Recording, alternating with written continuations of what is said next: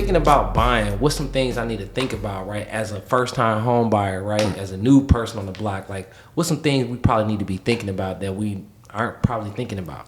I mean, first, you should come up with a list of what you think are your must-haves. Okay. You know, the first step is you got to know what price range that you're going to even be looking in to know if what your must-haves are even realistic. There you go. Okay, what you mean by realistic? You have to have some realistic kind of expectations. Like if you only qualify for $300,000, don't have a $500,000-$600,000 taste.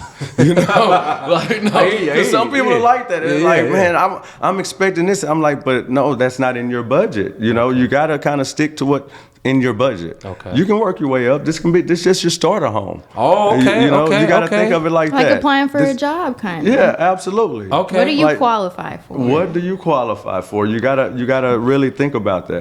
And I mean, I'm just good at being upfront with them and just kind of telling them, maybe sometimes I even have to say, maybe this isn't your time to buy. Okay. You know, if you feel like that it's nothing in this range that you're looking for, maybe it's just not time. So when you say starter home, what do you mean by that? Like, you know what I'm saying? Like, what do you mean by starter home? Being their first time home buyer. Okay. And this is just their home. They know it's not their forever home. Oh, you know, so it's just their home that they love it still. Yeah. But they know that eventually they're gonna want to upgrade. Oh, that's a normal thing? Is that a normal thing? Oh yeah, absolutely. Okay. How long do people stay in starter homes typically? I mean, it could be a 5 depending on the starter home. Some people's starter home is a 2,600 or 3,000 square foot home, so they can stay in that thing and be happy for some years, but know that they might want to change up after a while. That's interesting because you mentioned square footage as the first thing. So is that the main component that dictates usually timeline based off the square footage? Because in my head, I'm thinking maybe price, location. Yeah. You mentioned square footage. So is that an indicator? So depending on the price, depending on the area that you're in, that's going to dictate how much square footage you probably gonna get in that area for that price. You know, so you got to think about that. Like I know for a fact, if you go down south, you're gonna get a better price on a home than if you up north here in Frisco. Like if you're down in the DeSoto area or you know Midlothian, things like that, you're gonna get more land and more house for less than what you get for out here, like in Frisco area. You know, so what would you say a good location for a starter home would be? I won't even say it's a good location. It just depends on, because you can have family somewhere and you want your starter home to be around there. You know, it just really depends. Too many variables. Yeah, it's a lot of variables when it comes to that. That makes sense. Okay, well, say like, you mentioned you have your daughter like graduates, right? She's done, she's out. Yeah. Like hey, you're single, you got a great job, great future ahead of you. You know, pops can help you out if you need, but like. She's like, okay, start a home, right? I'm popping out the game. Or what would you tell her, right? Is it, because I know people who like, man, I need to get a condo, I need to get a duplex, right? It's just so many different options, townhome. Like, what would you kind of suggest, like, if it was her kind of popping out, trying to find somewhere to go? If a townhome was in her range, I would say a townhome, if that was in her price range.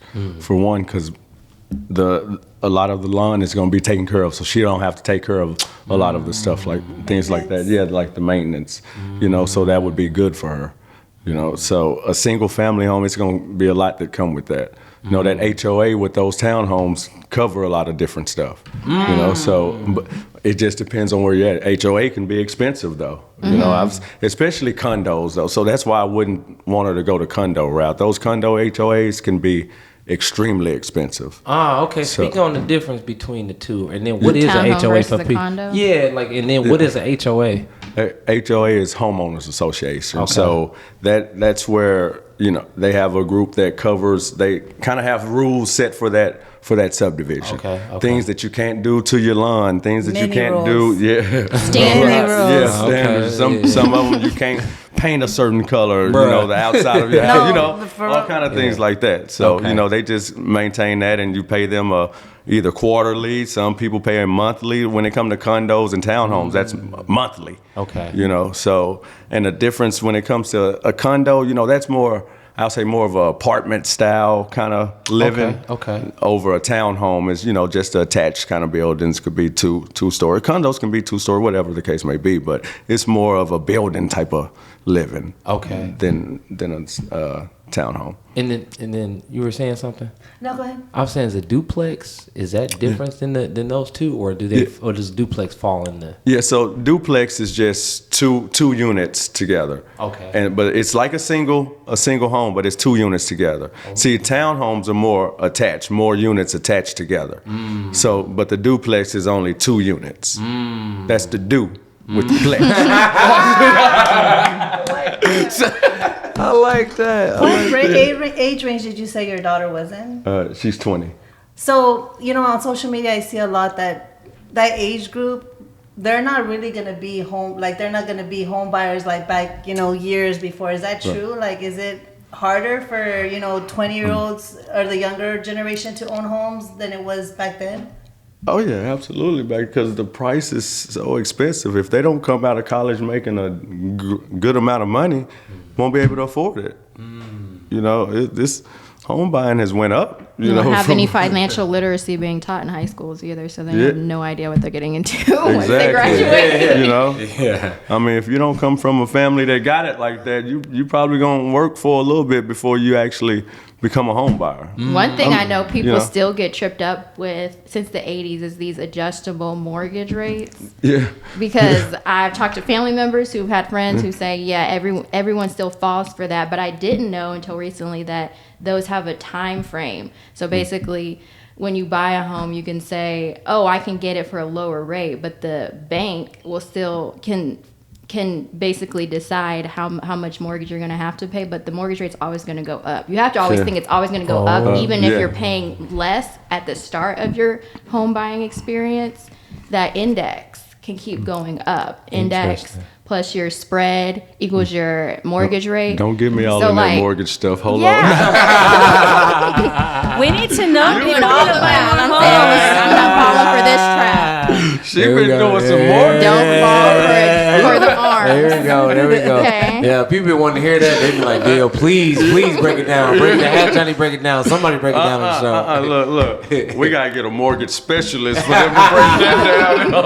I hear it. Stick to fixed rates. Fixed rates. Absolutely. I got it. Absolutely. Okay, so when you thinking about like listing and stuff like that, I guess what are some things that people should think about? Like, hey, I'm thinking about being a realtor, or I am a realtor, right? A lot of times people want to do the Airbnb route, or they want to do the Verbo route, or etc., or they just flat out just listen to homes.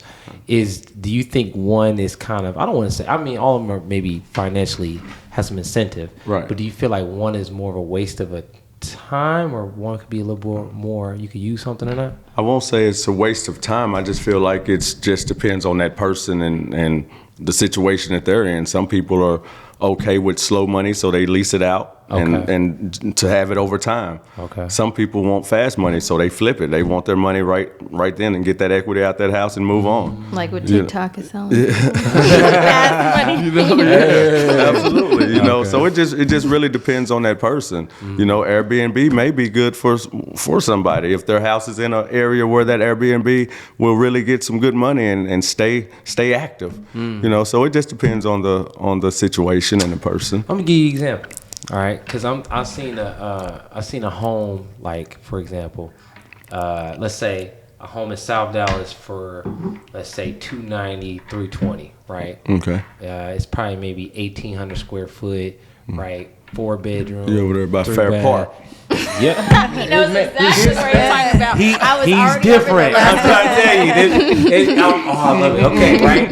Or are you thinking of something like, let's say, up there in Princeton, right? Mm-hmm. It's in that same 330 range, maybe second owned, like somebody owned it previously to you. Right. Still newer, right? Absolutely. 2022 maybe, etc. And it may be 1,500 square foot, 3 bedroom, 2 baths.